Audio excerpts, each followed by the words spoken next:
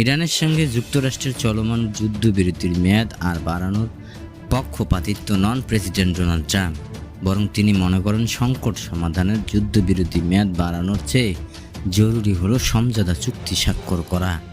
গতকাল মঙ্গলবার মার্কিন সংবাদ মাধ্যম ABC নিউজের শীর্ষ ওয়াশিংটন প্রতিনিধি জোনাথ কার্লকে দেওয়া এক সাক্ষাৎকারে এই তথ্য জানিয়েছেন যুক্তরাষ্ট্রের প্রেসিডেন্ট ডোনাল্ড ট্রাম্প। কার্ল তাকে প্রশ্ন করেছিলেন ইরানের সঙ্গে যুদ্ধবিরতি মেয়াদ তিনি আরও বাড়ানোর চিন্তাভাবনা তিনি করছেন কিনা। জবাবে ট্রাম্প বলেছেন, এটা যে কোনো দিকেই যেতে পারে, তবে আমি মনে করি যুদ্ধবিরতির মেয়াদ বৃদ্ধির চাইতে চুক্তির শ্রেয়, কারণ যুদ্ধক্ষেত্র তারা তাদের দেশ পুনর্গঠন করতে পারবে। তাদের এখন সত্যি একটি ভিন্ন শাসন ব্যবস্থা আছে। যাই ঘটুক না কেন, আমরা উগ্রপন্থীদের নির্মূল করেছি, তারা উগ্রপন্থীরা চলে গেছে আর আমাদের সাথে নেই। ইরানের পরমাণু প্রকল্প ক্ষেপণাস্ত্র কর্মসূচি নিয়ে বিরোধের জেরে গত 28 ফেব্রুয়ারি থেকে দেশটিতে যৌথ সামরিক অভিযান শুরু করে যুক্তরাষ্ট্র ও ইসরায়েল। টানা 40 দিন যুদ্ধের পর 7 ফেব্রুয়ারি থেকে 14 দিনের যুদ্ধবিরতিতে যায় যুক্তরাষ্ট্র ও ইরান। এই যুদ্ধবিরতিতে স্থায়ী যুদ্ধাবাসনের দিকে নিয়ে যেতে গত 11 এপ্রিল পাকিস্তানের রাজধানী ইসলামাবাদে বৈঠকে বসেছিলেন যুক্তরাষ্ট্র ও ইরানের সরকারি প্রতিনিধিরা। বৈঠকে মূল লক্ষ্য ছিল দুই দেশের মধ্যে একটি সমঝোতা চুক্তি স্বাক্ষর, কিন্তু 21 ঘন্টা ধরে আলোচনার পরও কোনো চুক্তি স্বাক্ষর ছাড়াই শেষ হয়েছে ইসলামাবাদের বৈঠক। তবে প্রেসিডেন্ট ট্রাম্প জানিয়েছেন শিগগিরই ফের সংলাপে বসতে যাচ্ছেন দুই দেশের প্রতিনিধিরা।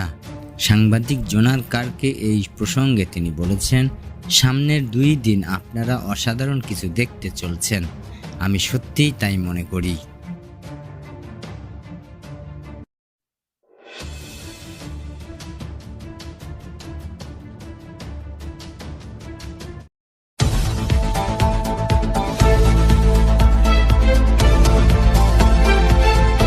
ইরানের ইউরেনিয়াম রাশিয়ার হস্তান্তরের প্রস্তাব দিয়েছেন রুশ প্রেসিডেন্ট ভ্লাদিমির পুতিন। গতকাল সোমবার মস্কোতে রুশ প্রেসিডেন্টের দপ্তর ক্রেমলিনে এক ব্রিফিংয়ে এই তথ্য জানিয়েছেন পুতিনের মুখপাত্র ক্রেমলিনের প্রেস সেক্রেটারি দিমিত্রো পেসকভ।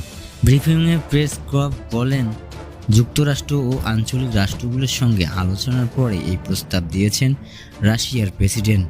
আগেও আমরা এমন একটি প্রস্তাব দিয়েছিলাম।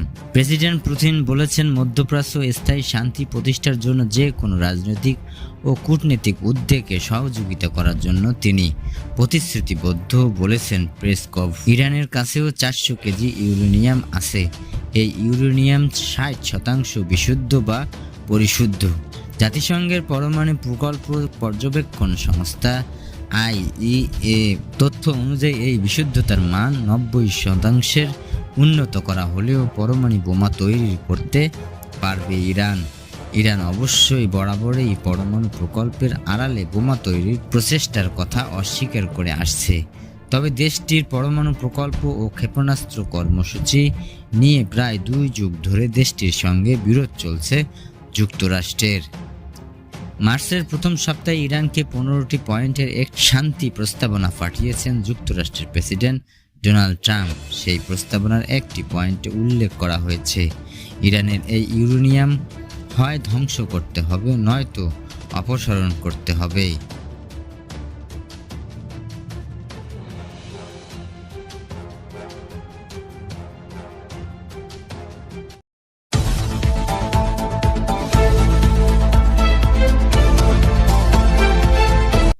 14 দিনের যুদ্ধবিরতি শেষ হওয়ার আগে ফের একবার সরাসরি সংলাপে বসতে চায় যুক্তরাষ্ট্র ও ইরান। ইতিমধ্যে এই ব্যাপারে দুই দেশের সরকারি কর্মকর্তাদের মধ্যে আলাপ আলোচনা শুরু হয়েছে।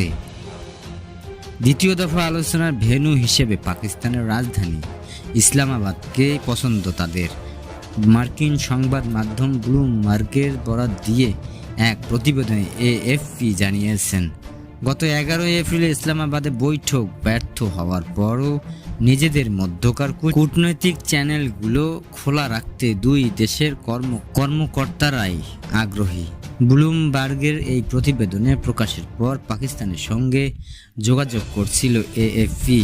পাকিস্তানি কর্মকর্তারা বলেছেন তারা নিয়মিত দুই দেশের কর্মকর্তাদের সঙ্গে যোগাযোগ রেখে চলেছেন এবং কূটনৈতিক পন্থা অনুসরণের মাধ্যমে যুক্তরাষ্ট্র ও ইরানের মধ্যকার বিভেদ মতপার্থক্যগুলো সমাধানের চেষ্টা অব্যাহত রেখেছে। উল্লেখ্য, ইরানের পারমাণবিক প্রকল্প এবং ক্ষেপণাস্ত্র কর্মসূচি নিয়ে 2 যুগ ধরে দেশটির সঙ্গে দ্বন্দ্ব চলছে যুক্তরাষ্ট্রের। এই দুই ইস্যুতে গত 6 ফেব্রুয়ারি থেকে 27 ফেব্রুয়ারি পর্যন্ত 21 দিনের ধরে সংলাপ চলে তেহরানে এবং ওয়াশিংটনের মধ্যে। 27 ফেব্রুয়ারি কোনো প্রকার সমঝোতা চুক্তি ছাড়াই শেষ হয় সেই সংলাপ।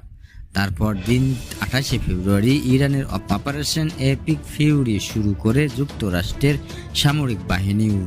ওয়াশিংটনের সঙ্গে তাল মিলিয়ে একই সময়ে ইরানের সামরিক অভিযান অপারেশন বোয়ারিং লাইন শুরু করে ইসরায়েলেও। ইরান যুক্তরাষ্ট্র ইসরায়েলের যুদ্ধের প্রথম দিনেই নিহত হন আয়াতুল খামিনি, যিনি টানা 37 বছর ইরানের সর্বোচ্চ নেতা ছিলেন। এছাড়া ইরানের ক্ষমতাসীন ইসলামী প্রজাতন্ত্রী সরকারের বেশ কয়েকজন গুরুত্বপূর্ণ এবং জ্যেষ্ঠ কর্মকর্তা নিহত হয়েছেন যুক্তরাষ্ট্র ও ইসরায়েলের হামলায়। কূটনৈতিক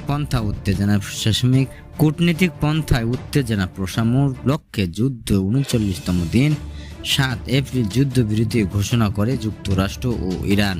তারই ধারাবাহিকতায় 11 এপ্রিল পাকিস্তানের রাজধানী ইসলামাবাদে সংলাপ বসেছিল দুই দেশের সরকারি প্রতিনিধিরা।